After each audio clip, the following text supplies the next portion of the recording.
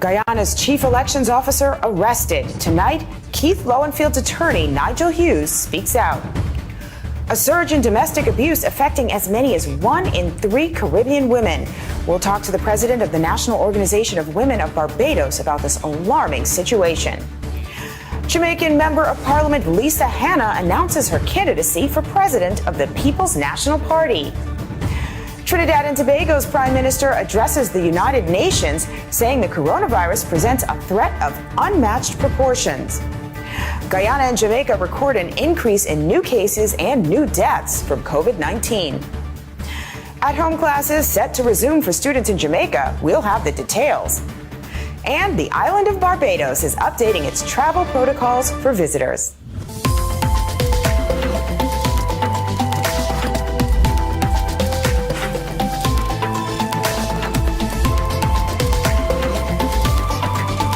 This is the Caribbean Times News with Alicia Davis.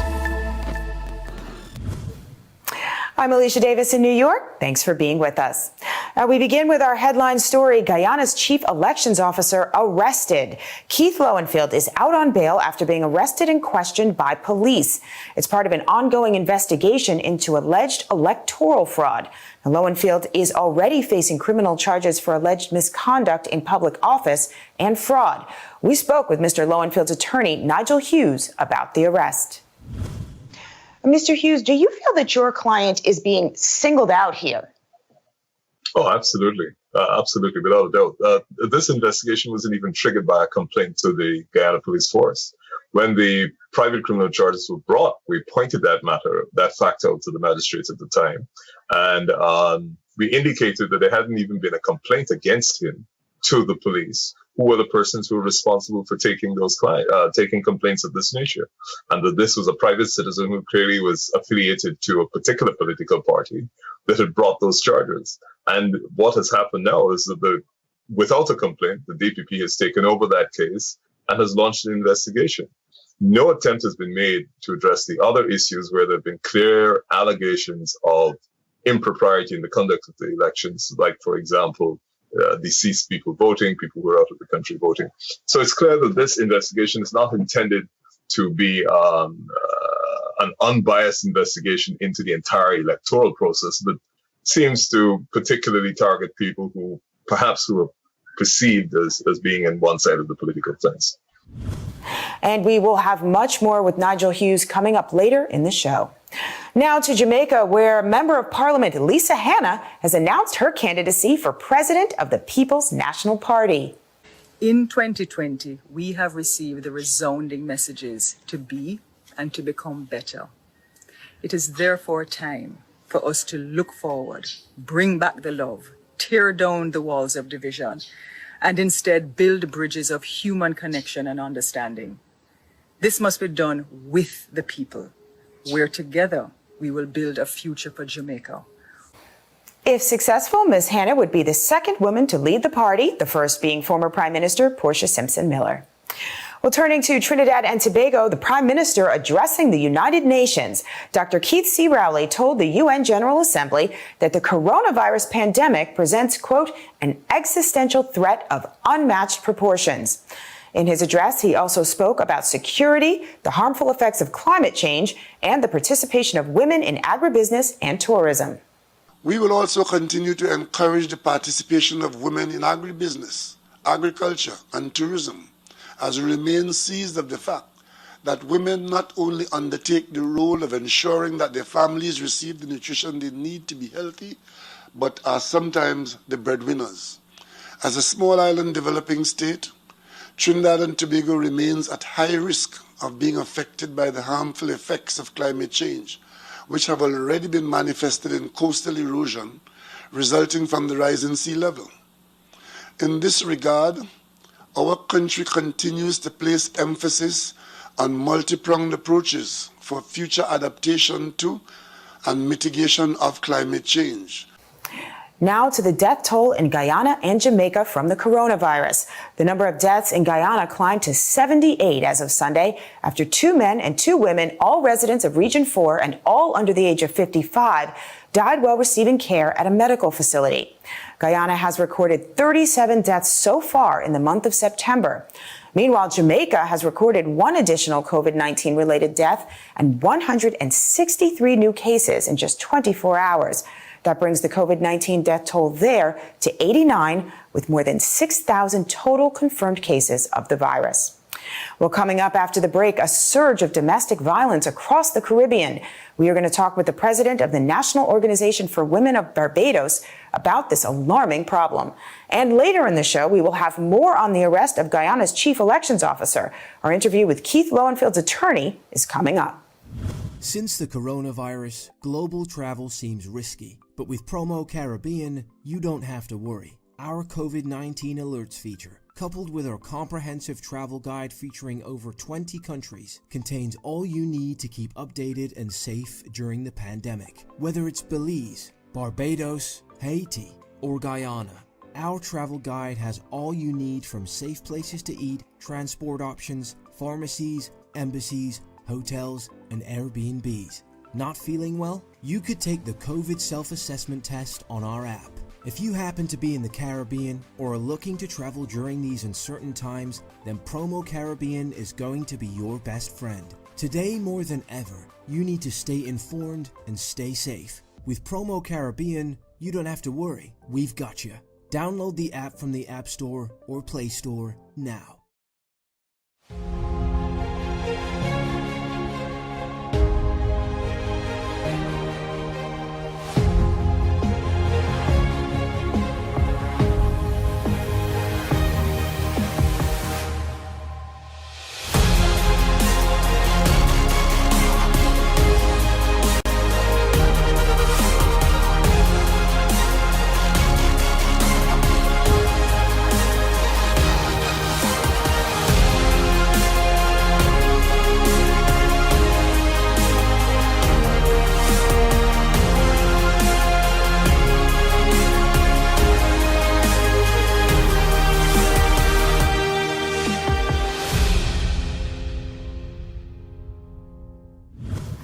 Welcome back to Caribbean Times News. And a surge in domestic abuse during the pandemic.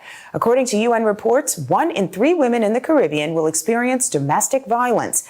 Now, while lockdown measures are vital to halting the spread of COVID-19, being confined to their homes puts women and children at increased risk and cuts them off from essential protection services and social support. Well, we spoke with Marcia Hines, advocate and the president of the National Organization of Women of Barbados, about this alarming problem. Now, the numbers here are staggering. 1 in 3 Caribbean women will experience domestic violence, and that is before we had the pandemic to contend with. So please tell me, why are these rates so high, and what kind of abuse are we talking about here? Thank you very much for having me. The numbers are indeed high, and the pandemic has taken us, to higher levels still. When you ask in terms of the numbers, I can give you some anecdotal information from what we would have dealt with as the National Organization of Women of Barbados during the pandemic. Unfortunately, however, we do not collect national statistics in Barbados. So I can't give you overall numbers, but for example, we were doing something that looked like 15 cases a week during the peak of the lockdown. And we were talking about all types of domestic violence. We saw financial abuse. Financial abuse looked like men who might have still been working, refusing to provide money to buy food, not allowing certain family members to be able to eat food or get access to resources like masks, that type of thing, financial and economic abuse. Of course, there was the traditional physical abuse. We saw women with, the usual injuries, hairline fractures, skin broken, so on and so forth. We also saw a rise in sexual abuse. And the reason for that is because a lot of the households in the Caribbean, in Barbados, as you would know or may know, there are several generations living together. And so with people on lockdown, you're talking sometimes about 12, 13 individuals sharing what is usually a small space. And so sexual violence was also on the rise. So we saw across the gamut of abuses occurring during the lockdown period. I want to talk a little bit more specifically about what are the ways that this pandemic is putting women and children at higher risk for abuse. We know that they're all in there together, but what are some of the other ways that you're seeing? So basically, one of the major reasons you will see an increase in abuse when there's a crisis, and in this case, the crisis was the pandemic, is that one of the major ingredients for domestic violence to happen occurs. And that major ingredient is isolation. So when people are in lockdown, they become isolated. It's a lot easier for a perpetrator to have control over the lives of his victim, and if they have children, of the children as well. So that is really what causes the increase during these pandemics, storms, those types of activities. Right, cut off from social support, cut off from others who might intervene. And I wonder, are there any other problems for women that you're seeing as a result of this pandemic? The major one would have to be joblessness. In Barbados, our biggest sector, as you would know, tourism, has been wiped out in a fell swoop. More women were employed in the tourism sector than men. There are more women in our job market in Barbados than men. So in the tourism sector, the joblessness is a significant issue. Whereas a woman is able to support herself and her children pre-pandemic, she's now a lot more dependent sometimes on, that abusive partner. Some partners have now become abusive where they were not abusive before, because it has a lot to do, the abuse has a lot to do with the power dynamics. So she has no job, there are not a lot of choices, and that situation in itself can give rise to abuse. So joblessness among women is a major issue that we're seeing. The fact that women are also burdened with unequally with care work. So women are expected now to do the online schooling with the children.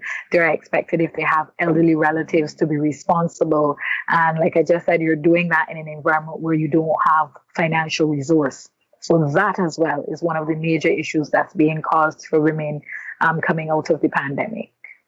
Yeah, I think so many women can relate to that. I know as a mother that I can.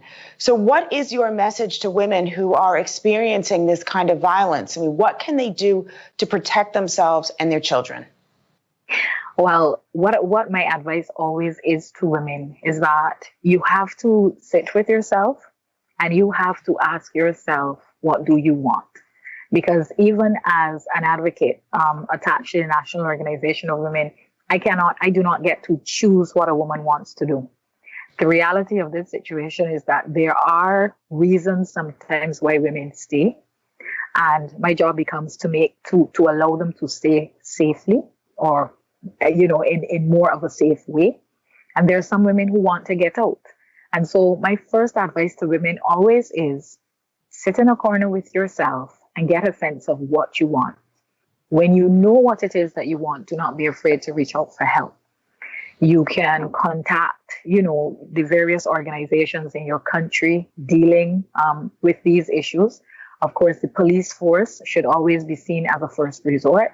And I always tell women, if you go to the police and you don't get the response that you want the first time, because we're still dealing with some of the cultural issues, in Barbados and the Caribbean, do not let that daunt you. Ask to speak to a station sergeant, ask to speak to a senior, find out where your police headquarters is and go and make the report to the police headquarters if you're not getting attention in your district police station.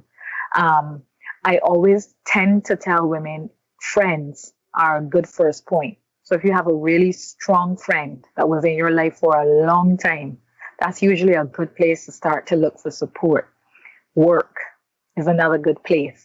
There are a lot of human resources departments now that understand the scourge of domestic violence, and women can actually reach out through work for assistance. Usually work has connections with groups like the National Organization of Women or other facilities. The clinic, if you have to go to the doctor, that's another place that you can reach out for help. So really and truly, it begins with that woman saying what it is that she wants. And I always impress on individuals, do not force a woman to want a particular outcome. when we move women from domestic situations that have violence in them and the woman is not ready, usually they go back. And research tells you that that is always, every time they go back, it's more dangerous. So we have to work with women and we have to support women to be able to come out, but we have to hear their voices. And so my first point to my clients always is listen to your own voice. What does it say? What does it want? And you move from there. Listen to your voice and reach out for help. That was Marcia Hines, advocate and president of the National Organization of Women of Barbados. Now, coming up after the break, Guyana's chief elections officer arrested. We are going to talk to his attorney. And class will be back in session for Jamaica's students. We are going to have all the details on when and where those lessons are going to be coming up. Mac Shack, New York. Dedicated to providing a unique dining experience by offering classic, seasonal, and modern creative macaroni and cheese flavors. Find their locations at MacShackNewYork.com. That's MacShackNY.com.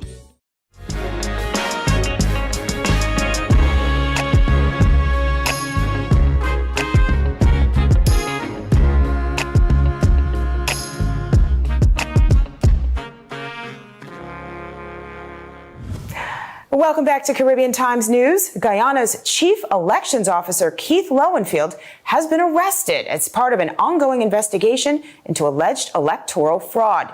Well, earlier today, we spoke to Mr. Lowenfield's attorney, Nigel Hughes, about the case. Mr. Hughes, thanks for joining us.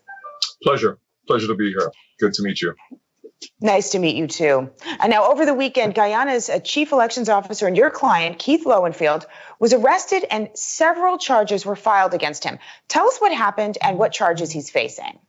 Right. So they haven't actually filed the charges. We anticipate that they're probably going to get there today, tomorrow. I understand that earlier this morning, the crime chief said the charges were going to be filed against him. What happened on Saturday was that on Friday afternoon, the crime chief contacted me, said that they wanted to speak with him. Before that, they had actually gone to his house for the purposes of arresting him. We turned up on Saturday morning about 10:30, and there were a series of questions that they put to him, and there was also a confrontation between one of the activists for the People's Progressive Party. A lady came and she alleged on her computation of the results, Mr. Lowenfield's conduct.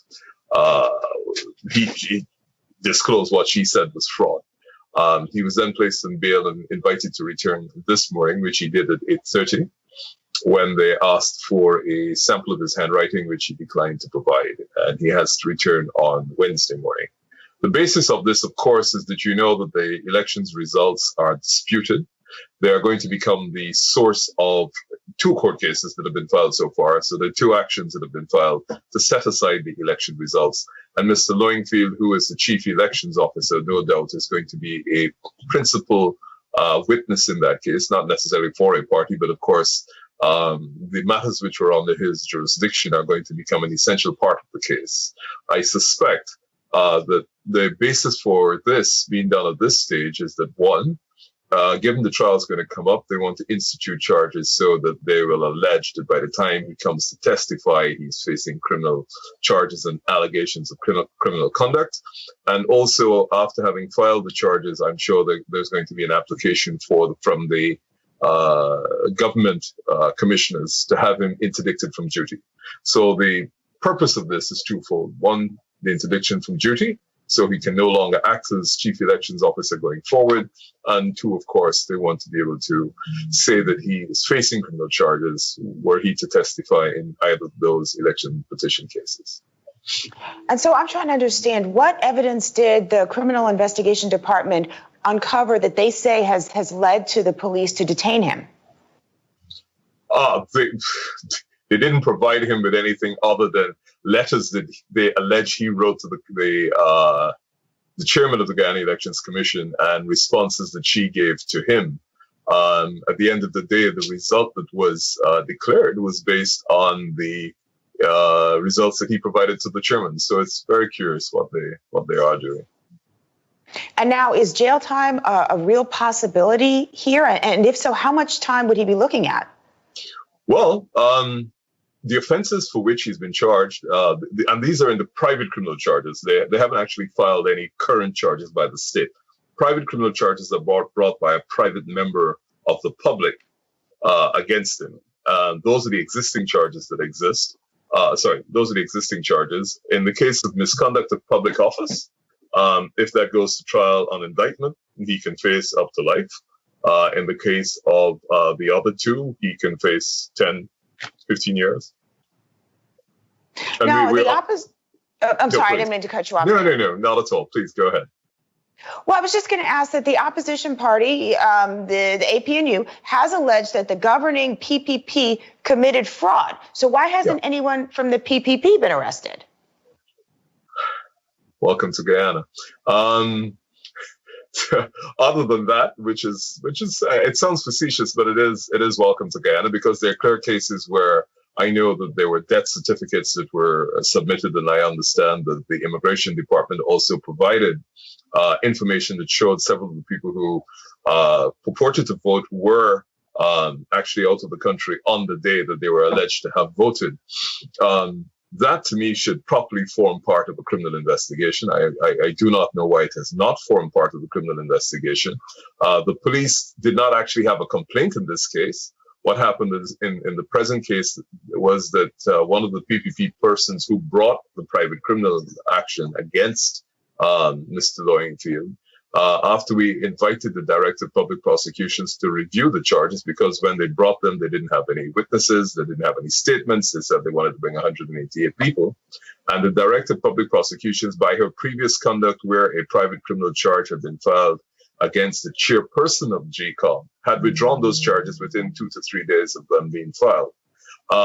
So in this case, the DPP has taken over the investigation, and rather than review what existed at the time when these private criminal charges were brought, she has now taken them over and invited the police to conduct an investigation, which was not properly her role, and that was certainly not what she was invited to do. Now, Mr. Hughes, is there anything that you want the public to know about this arrest and this case? Well, I think the arrest clearly is intended to intimidate Mr. Lowenfield, without a doubt. I certainly think, for the reasons I gave before, it's intended to move the commission to a position where they're going to indict him because they're pending criminal charges. They're well aware, with the number of witnesses they allege they have, that there's no way there will be an outcome of the criminal charges prior to the hearing of the Elections Commission case. So they know that when he goes to testify, the first thing they'll say, are you facing criminal charges? And they'll ask him about the nature of those charges. So clearly an attempt to indict his character at the time he testifies. And of course, they probably intend to move to have him interdicted from duty. This is just an ongoing saga. I'm sure your listeners are well aware of the deep divide in Guyana. It's been there forever. And the country is deeply divided. So as you can well imagine, this case is going to only further accentuate the very, very deep divisions that exist at the moment. And now to another case that we are following closely, Breonna Taylor. New evidence showing that the ballistics report does not conclusively prove that the person who shot the officer was Breonna's boyfriend. Our legal expert, Eon Smith, is going to take a closer look and help us make sense of it all. That is coming up tomorrow, right here on Caribbean Times News. Well, just ahead, classes resume for Jamaica's students and an important update for travelers to Barbados. Stay with us. Since the coronavirus, global travel seems risky. But with Promo Caribbean, you don't have to worry. Our COVID-19 alerts feature, coupled with our comprehensive travel guide featuring over 20 countries, contains all you need to keep updated and safe during the pandemic. Whether it's Belize, Barbados, Haiti, or Guyana, our travel guide has all you need, from safe places to eat, transport options, pharmacies, embassies, hotels, and Airbnbs. Not feeling well? You could take the COVID self-assessment test on our app. If you happen to be in the Caribbean or are looking to travel during these uncertain times, then Promo Caribbean is going to be your best friend. Today more than ever, you need to stay informed and stay safe. With Promo Caribbean, you don't have to worry. We've got you. Download the app from the App Store or Play Store now. Mac Shack, New York. dedicated to providing a unique dining experience by offering classic, seasonal, and modern creative macaroni and cheese flavors. Find their locations at MacShackNewYork.com. That's MacShackNY.com.